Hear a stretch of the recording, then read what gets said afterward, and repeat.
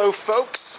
Well, today is our final day in the Lone Star State. It's been such a pleasure, and I think by the end of today we will have become true Texans, or at least honorary Texans, you know. I think you gotta really delve in for months or years to really understand and grasp the culture of Texas, the Lone Star State. But for our last day today, we are going to be doing something quite special, of course. Out here in West Texas, it is very strange because you can go on the highway for miles and miles and see nothing. I guess that goes to the same way anywhere in the West. It's much different than the East because there are not exits upon every mile. You sort of have to go maybe 20, 30 miles for the next exit. And so that's what I've noticed. The first impression I get of this Texas Panhandle is a place of just barren wilderness. Well, I wouldn't say wilderness, it's more of just barren, empty spaces full of just nothing but farmland. But here, in the heart of the Texas Panhandle, right outside of Paladero Canyon, is the great city of Amarillo.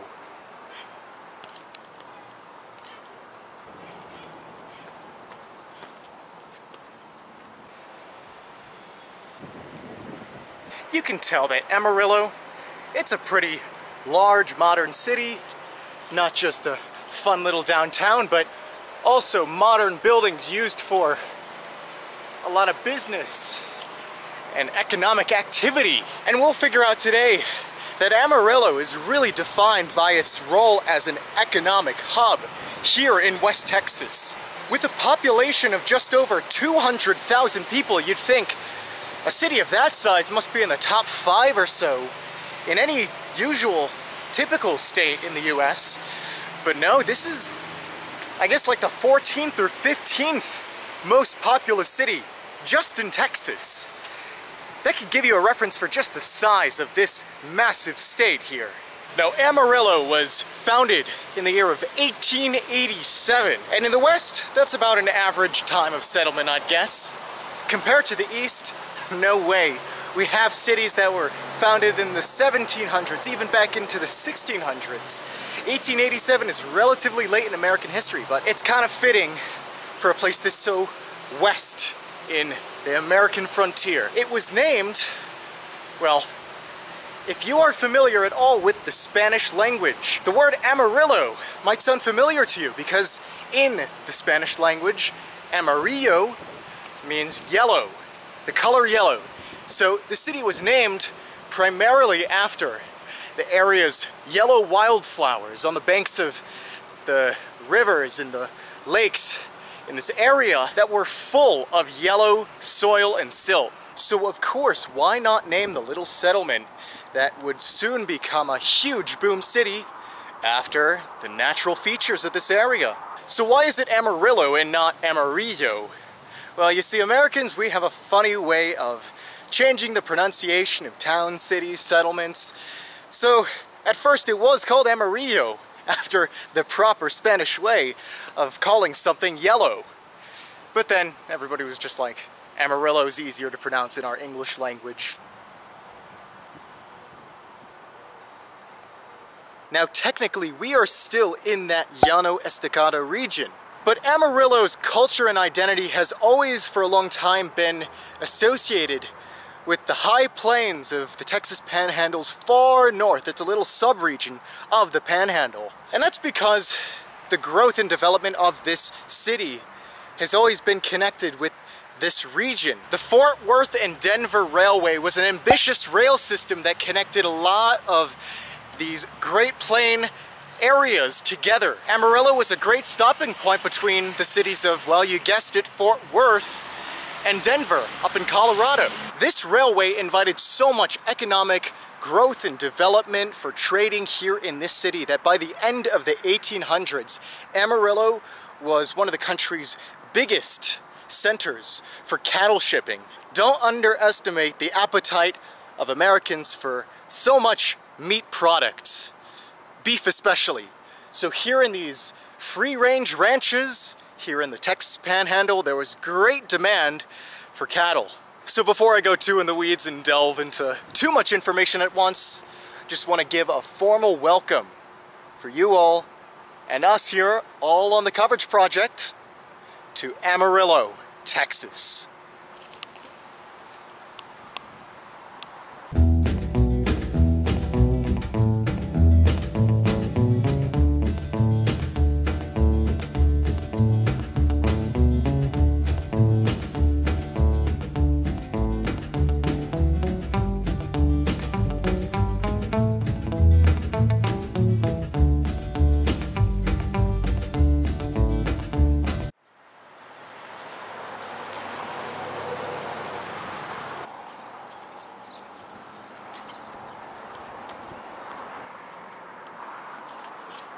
I am almost certain you have heard in pop culture about Route 66. It's that mother road that connects Chicago, Illinois, all the way down to California. In American culture and lore, there's nothing, no highway that beats the grand allure and romanticized attraction that Route 66 has. Now, we have been on Route 66 ourselves on the coverage project, but those true images one conjures up of the greatest road trip in America are fully realized and seen when you get out to the west. You know, all these rustic vintage motels and things that are very western and cowboy themed. You could see all over. And Amarillo is one of those places where you can see the grand old fun that there is to see when you walk along Route 66. Now, although you can easily spend a day here looking at all the fun little vintage landmarks, bringing back the spirit of the heyday of this route, sadly, Route 66 is now decommissioned largely, and it's only held up by a lot of heritage historic tourism. Much of the track has either been converted to modern interstates, or the other parts are sadly neglected, and I don't know if I'm in really the safest parts of Amarillo, but that's what adventure is all about. You can't always guarantee a sense of cleanliness or safety. You know, something tells me I got misdirected. I have a feeling there's better places here in Amarillo to get that Route 66 vintage charm. Let's go visit there. If you make your way to Amarillo, Texas, don't be like me and blindly follow your GPS. I think your own instinct is a much better tool.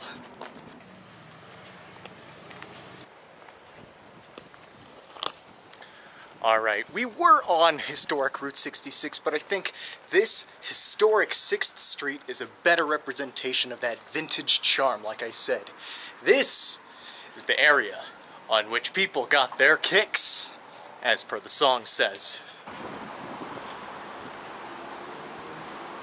Route 66 originally gained notoriety because it was such a long route. People on their family road trips or wherever they needed to go needed places to stop, and so these little small towns along the way provided places not just for crashing at motels, but also to have a little fun eating at local restaurants and shopping at these antique places. It was a place where the local economy thrived in these towns because of the tourism that grew along this mother road.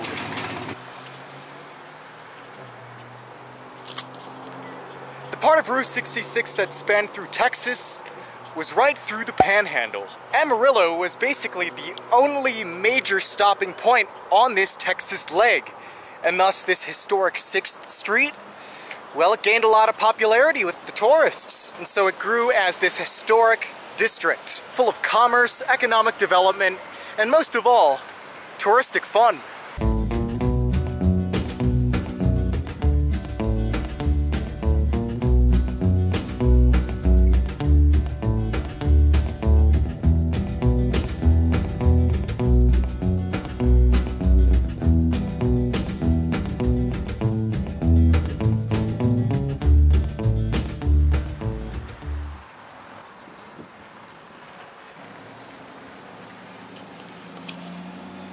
Here on our final stop in Amarillo, Texas is the Cadillac Ranch, and what greets you at the very front of it all is the Second Amendment cowboy. And this figure stands tall, representing a part of American culture, the Second Amendment, of course. People know about it. In recent times, though, there's been a lot of controversy surrounding this. And I'm afraid to say it, I agree with that too, you know. You look at this and you say, "Sir, are you aware that your belt's undone? I'd hate to have you embarrassed walking around with that belt hanging from your belt buckle so obviously and plainly." That's not something us Americans really want to see, you know?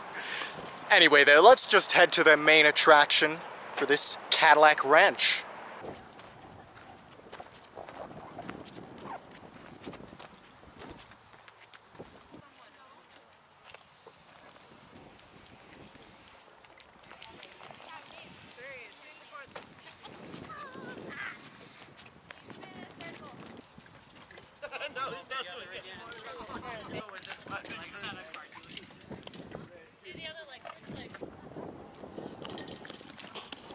Long ago, this empty field became the grounds for an artistic project, a very offbeat project where 10 Cadillac cars, probably old and past their use, were implanted in the ground. Today they've become this very strange, this weird exhibit for people to come. It's become the most unlikely of tourist attractions here in the middle of nowhere, right outside of Amarillo. People come from all over the world just to put their names in spray paint on the cars. As you saw, full of all these different colors of spray paint. It's become an ever-growing artistic project. It seemingly never ends. The artistic vision continues to this day, as you can still find people putting whatever they want on these Cadillac cars. There's all this trash and litter, even this far away from where the actual site is, but I guess that's what this area has become. So yeah, any potential graffiti artists, you are not only welcome, but encouraged to mark your legacy on those Cadillac cars. Now I find it just incredible how much nothingness is in our surroundings. We have that highway in the distance, and then we have Cadillac Ranch, but aside from that, this is what much of the American interior looks like. Just empty, flat plains where potential farmland can be, but I guess around this area it's kind of barren, everything looks dead. It's a shame. But hey, we got Cadillac cars, so that's alright. As you might be able to hear, there's a lot of wind, and it's not anything humid. It's a lot of dry winds. And that reminds me to just mention that this area was heavily affected by the Dust Bowl of the 1930s. America was already in a downward trajectory with the Great Depression, and it was hard for farmers to make their wages and make their ends meet here, but the Dust Bowl here in the Great Plains caused a lot of distress to all the farmland around us. And that resulted in a lot of crop failure, which in turn resulted in a lot of poverty because the farmers couldn't get their quotas, get their crops in order to make a profit. So a lot of devastation occurred in the 1930s around this area. Fortunately, this area of Texas was lucky enough to have a lot of natural gas and oil deposits littered all over. So at least that helped during those troubling times. These natural gas and oil deposits are still being harvested to this day in Texas. It's a big part of the Texan economy, and it has been for a long time. So I would be remiss not to share that little bit of information as we're still here. Well, that'll do it for us here in Amarillo, Texas. It's a great place to visit. I had a great time. I hope you all had a wonderful time learning about this large but very untalked about city. You know, in today's modern America, when the legends, stories, and overall culture of the Old West have become less and less relevant, it is here in Amarillo, Texas, that the legacy of the cowboys and the wild frontier and all the western grit and all that fun stuff is still intact and very much alive. And although the golden age of the cowboys have long been gone to America's history and its past, there are still cowboys here in the outskirts of Amarillo. although the number are few and far between nowadays, there are still cowboys. Yes, what a time to resurrect the charm and legacy of the Old West here on the Coverage Project. It was a fun time in Texas. I'm glad we didn't mess with it too much. I think we gave it the proper amount of respect it deserves. But we are on to new states, new regions.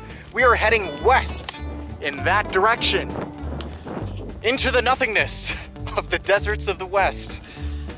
So I will see you there as we go to our next state on this Frontier Americana Tour. I'm so excited. So yeah, standing on the outskirts of Amarillo, Texas, looking at the very creative but strange Cadillac Ranch. More travels to come. I will see you at the next location.